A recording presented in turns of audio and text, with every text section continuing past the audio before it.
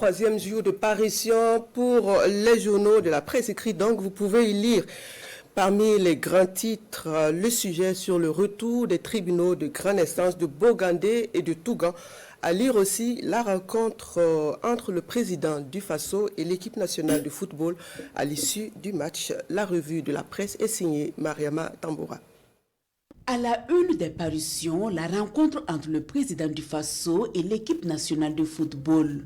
Le président du Faso invite les étalons à plus d'audace, affiche le journal Le Pays. Même titre pour l'observateur Palga et Sidoya. Reprenant l'article de la présidence du Faso, Sidoya informe qu'au cours de cette rencontre avec l'équipe nationale qualifiée pour la CAN 2025 au Maroc, le chef de l'État s'est réjoui des efforts consentis par l'encadrement technique, le ministère des Sports et la Fédération burkinabé de football pour ramener la cohésion au sein de l'équipe nationale. Le président du Faso a prodigué des conseils, mentionne l'Obs de son côté.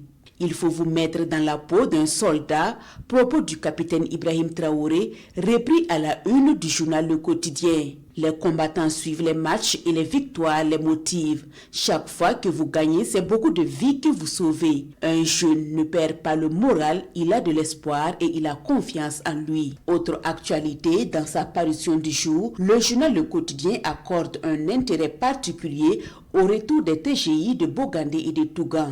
Quand la justice montre sa résilience, s'exclame mon confrère, qui précise qu'après 2 ans d'absence due à la crise sécuritaire, le tribunal de grande instance de Bogandé a enfin repris ses activités. La réinstallation d'une institution aussi fondamentale que le TGI dans une zone touchée par l'insécurité témoigne d'une volonté claire de restaurer l'autorité de l'État et de renouer le pacte de confiance avec les citoyens.